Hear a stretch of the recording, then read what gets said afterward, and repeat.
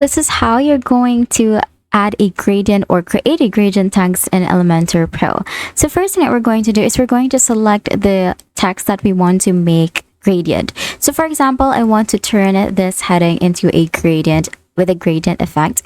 Now from the left side panel, we're just going to click on the advanced tab, and then we're going to scroll down until we find the custom CSS section.